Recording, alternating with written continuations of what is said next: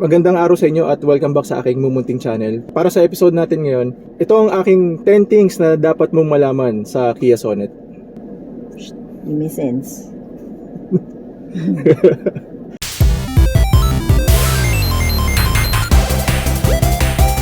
Para sa episode na to, magbabahagi lang ako ng kaalaman na dapat nyong malaman para sa mga nagbabalak kumuha ng Sonet at para na din sa mga Sonet owners na hindi gaano aware sa mga bagay-bagay na nagre-revolve sa mundo ng Kia Sonet.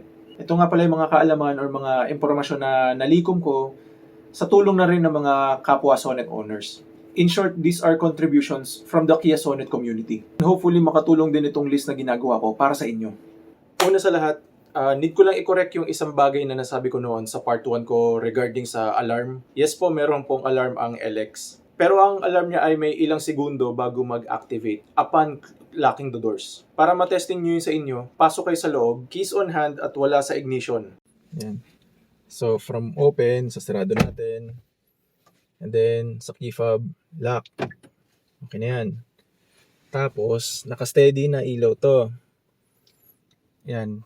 Hintay ka lang na ilang segundo, dapat magbi-blink-blink na yan. Meaning na-trigger na yung, na-activate na yung alarm. Sa ngayon, naka-steady lang siya na pula.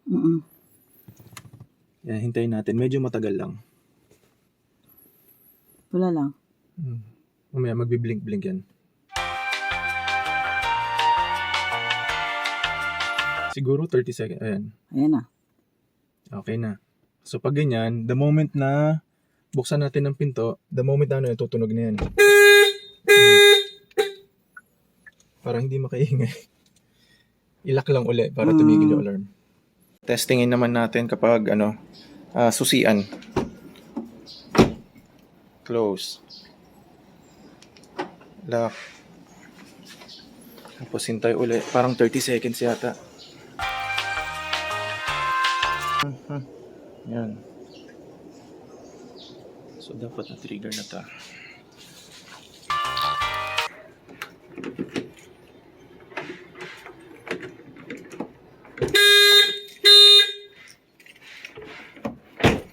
Ayan, meron din. I stand corrected. Moving on para sa ating part 3.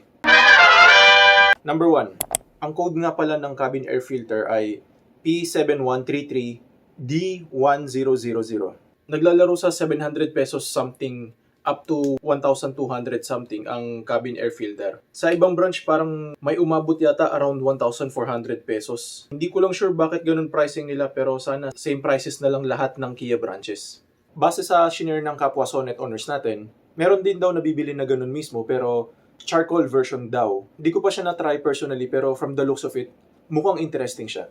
Number 2. Ang code ng engine air filter ay 28113IX100. Ang price nga pala nito sa Kia Alabang ay 1,386 pesos. Pero iba-iba sila ng presyo, depende sa branch. Number 3. Paano gamitin ang cruise control? Okay, so to get started, kailangan nyo at least makamit yung bilis na 30 kilometers per hour as minimum para siya gumana. Tapos pindutin nyo tong button na to sa left side ng steering wheel natin para ma-activate yung cruise control. Kapag napindot nyo na, may lalabas sa bandang itaas ng gauge clusters na ganitong icon na may nakasulat na cruise. Kung gusto nyong i-off, pindutin nyo lang ulit ito na isang beses. Tapos dapat mawawala siya doon. Hindi yan gagana kapag 29 kilometers per hour or below yung tinatakbo yung bilis. Ganito nangyayari kapag pinindot nyo yung cruise control nang hindi pa na-meet yung 30 kilometers per hour.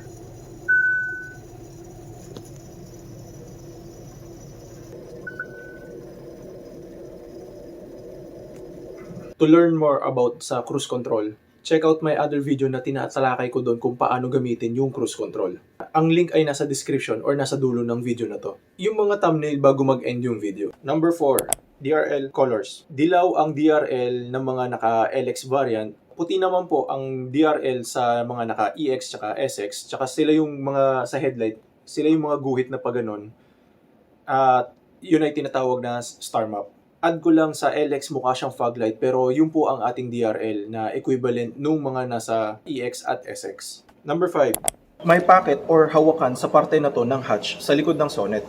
Useful din siya kahit papano kung hindi abot ng tao yung hatch para maisara.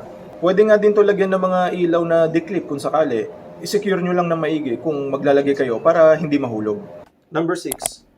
Vehicle Identification Number or VIN locations. Ang una pong VIN number ay matatagpuan sa may engine bay, malapit sa likod ng makina mismo, banda dito. Ang pangalawa naman ay sa driver's side, sa labas ng windshield, dito banda. Ang pangatlo ay sa poste o yung tinatawag na B-pillar, malapit mismo sa driver's seat, which is ito. Bonus, pang-apat, sa front passenger side na pinto, meron din isang naliligaw, banda dito. Number 7, pinaggawaan ng sonnet. Ito, madami nagliliparang mga tao na nagsasabi na ang sonnet daw ay gawa sa Korea at sa India, kesyo ganito, kesyo ganyan. Para po maklaro natin yan, ang Kia po ay Korean brand. Pero kagaya nga ng ibang brands, ang production po ng iba nilang sasakyan ay meron din po na ginagawa sa ibang bansa. Yes po, meron po minamanufacture na sonnet sa India. Totoo po yun. Pero most ng mga nalaman ko na mga sonnet na dinala dito sa Pilipinas ay galing China. As far as I'm concerned, wala pa po ako nababalitaan na nag-prove na ang nabili nilang unit ay made in India. Kung meron man makapag-prove, let the Kia Sonnet community know po kasi gusto din po namin malaman at the same time baka syempre pwedeng mapag-aralan. Anyway, ang sasakyan po ay may tinatawag na Vehicle Identification Number or VIN or VIN for short. Magagamit po natin ito para malaman kung saan pong bansa galing or saan bansa po ginawa ang sonnet nyo. Meron po itong 17 characters at ang first 3 characters ay usually yung tinatawag na WMI or yung World Manufacturer Identifier. Di ba nga nasabi ko yung first 3 characters? Doon sa unang character, doon mo malalaman kung anong bansa. Tapos doon sa dalawang sumunod na characters, doon mo naman malalaman kung saan mismo doon sa bansa. Doon sa VIN nyo, kung halimbawa na nag-start kayo sa letter H or di kaya naman ay sa letter L, sa China po gawa ang sonnet nyo. Kung MA or ME or di kaya naman MY or MO, sa India naman po gawa ang sonnet nyo. Sa amin, LJD ang nakasulat. So meaning, galing po sa China yung sonnet namin at sa Ueda Kia na planta naman siya galing or ginawa. Or more specifically sa Jiangsu Ueda Kia.